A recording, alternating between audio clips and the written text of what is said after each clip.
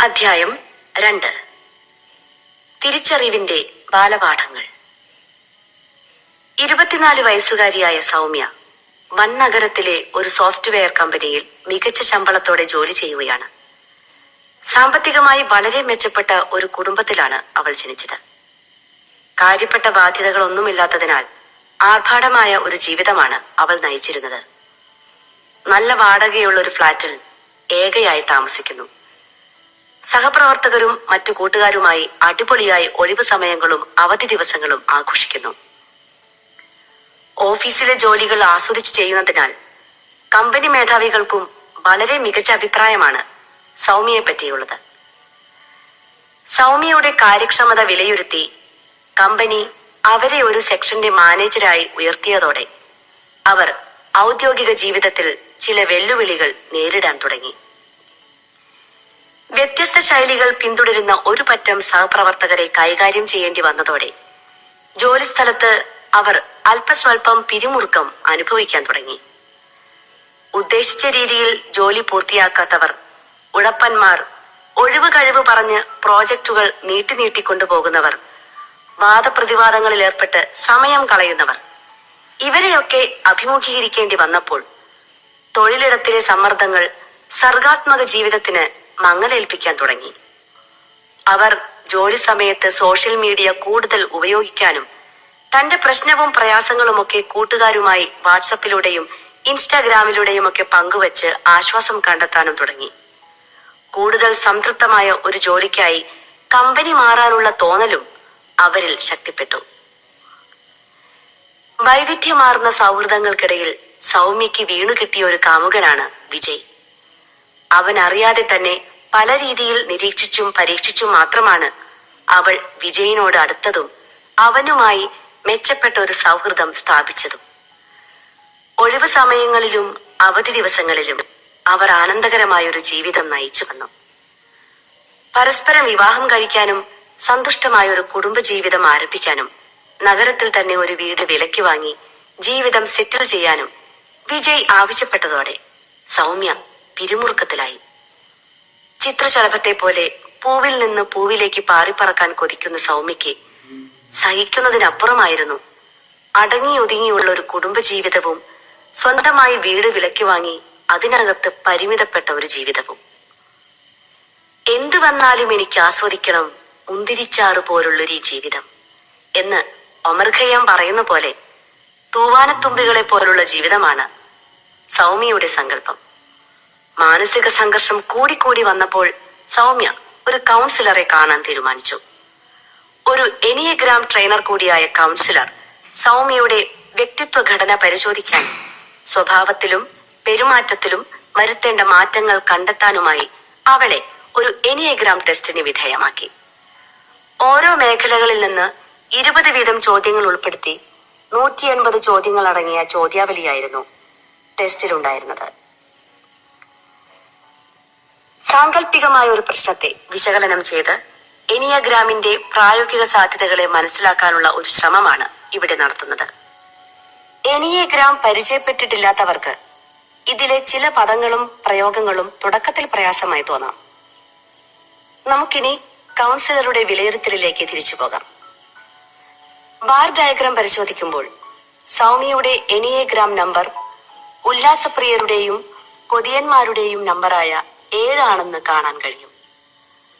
നഗരത്തിൽ തനിച്ചു താമസിച്ച് ആഡംബരപ്രിയമായ ജീവിതം നയിക്കുന്നതിലും താൻ നിശ്ചയിക്കുന്ന അതിരുകൾക്കിടയിൽ ഒതുക്കി കാമുകനുമായി ഉല്ലസിക്കുന്നതിലും വിപുലമായ സുഹൃത്ത് വലയം സൃഷ്ടിക്കുന്നതിലും സർഗാത്മകമായി ഔദ്യോഗിക ജീവിതം നയിക്കുന്നതിലുമൊക്കെ നമുക്ക് ഈ നമ്പറിന്റെ പ്രവണതകൾ കണ്ടെത്താനാവും. വൈകാരിക പ്രശ്നങ്ങൾ കൈകാര്യം ചെയ്യുമ്പോഴും ഇഷ്ടമില്ലാത്ത അനുഭവങ്ങൾ അഭിമുഖീകരിക്കേണ്ടി വരുമ്പോഴും ഉണ്ടാകുന്ന 7 നമ്പറുകാരുടെ മാനസിക പിരിമുറുക്കങ്ങളാണ് സഹപ്രവർത്തകരിൽ നിന്നും പ്രതീക്ഷിച്ച രീതിയിൽ സഹകരണം ലഭ്യമല്ലാതായപ്പോഴും കാമുകൻ ഉടൻ കല്യാണം കഴിക്കണമെന്നും വീട് വാങ്ങി സെറ്റിൽ ചെയ്ത് കുടുംബജീവിതം ആരംഭിക്കണമെന്ന് പറഞ്ഞപ്പോഴും സൗമ്യയ്ക്ക് അനുഭവപ്പെട്ടത്. 7 നമ്പറുകാരുടെ ഡിഫൻസ് മെക്കാനിസമാണ് ജോലി സമയത്ത് സോഷ്യൽ മീഡിയയിൽ കൂടുതൽ സമയം ചെലവഴിക്കാനും ആത്മസുഹൃത്തുക്കളുമായി ചാറ്റിങ്ങിലൂടെയും മെസ്സേജിങ്ങിലൂടെയും തന്റെ പ്രയാസങ്ങൾ അവതരിപ്പിക്കാനുമൊക്കെ സൗമ്യയെ പ്രേരിപ്പിച്ചത്. മെച്ചപ്പെട്ട തൊഴിൽ സാഹചര്യങ്ങൾ തേടാനുള്ള ശ്രമവും ഇതിന്റെ ഭാഗം തന്നെയാണ്. വിശ്വസ്തരുടെയും കൂറുള്ളവരുടെയും നമ്പറായ 6ലേക്ക് വിരിച്ച സൗമ്യയുടെ ചിറകുകൾ അവരെ ജോലിയിൽ ആത്മാർത്ഥത പുലർത്താനും സുഹൃത്തുക്കളോടും കാമുകനോടുമൊക്കെ കൂറു പുലർത്താനും സജ്ജയാക്കുന്നു. വ്യക്തിത്വത്തിൽ ഒരു മൃദുഭാവം കലർത്താനും ഇത് അവരെ സഹായിക്കുന്നുണ്ട്.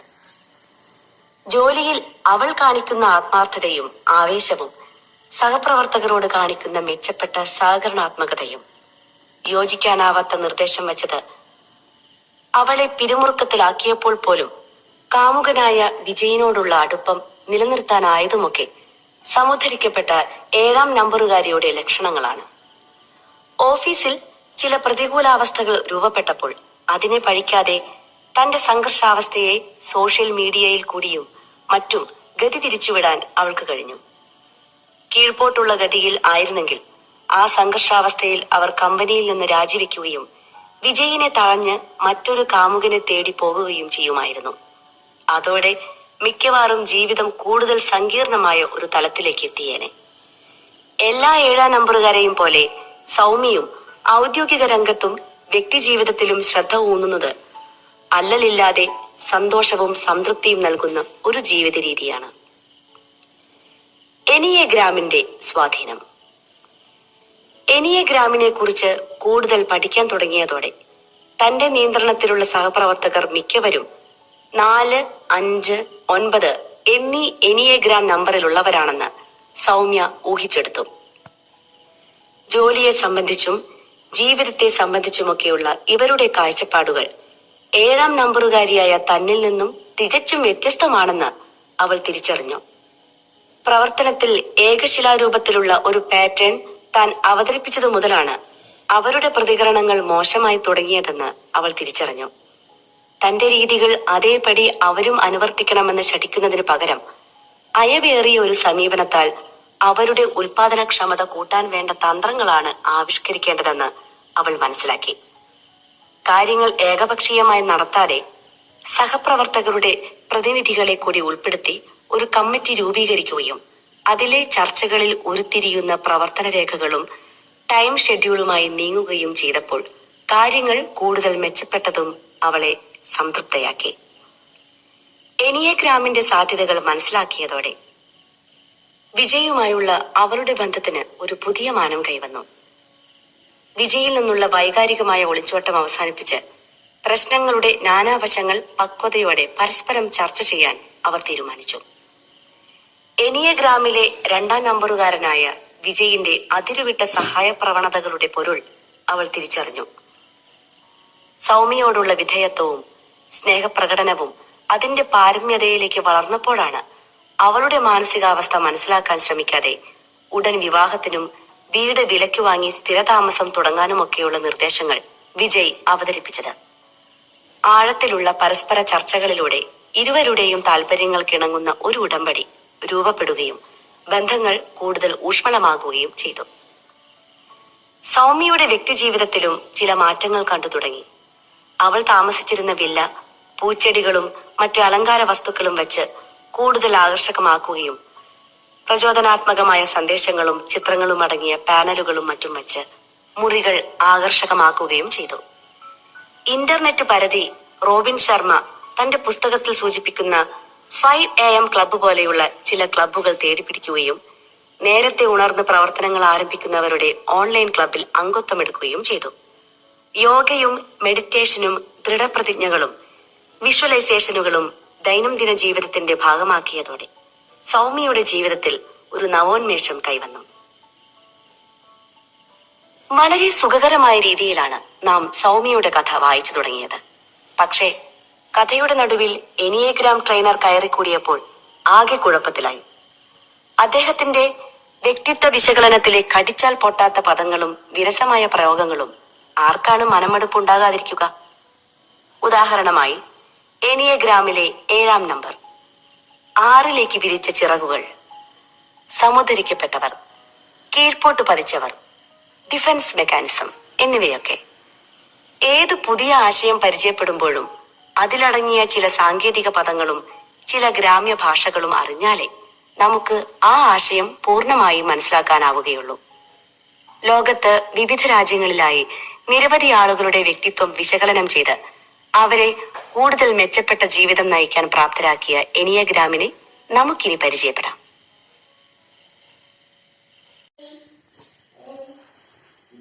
അധ്യായം 3. ജീവിതം തിരുത്താൻ എനിയഗ്രാം. ആസക്തികളുടെയും പ്രവണതകളുടെയും മറ്റ് സവിശേഷതകളുടെയും അടിസ്ഥാനത്തിൽ മനുഷ്യരെ 9 വിഭാഗങ്ങളാക്കി തിരിച്ച് 1 മുതൽ 9 വരെയുള്ള ഏതെങ്കിലും ഒരു നമ്പറിൽ പെടുത്തി അവരുടെ സവിശേഷതകൾ അപഗ്രഥനം ചെയ്യുകയും ജീവിത വിജയത്തിലേക്കുള്ള തടസ്സങ്ങളെ കണ്ടെത്തി പരിഹരിക്കാൻ ആവശ്യമായ മാർഗനിർദ്ദേശം നൽകുകയും ചെയ്യുന്ന ഒരു വിജ്ഞാന ശാഖയാണ് എനിയഗ്രാം.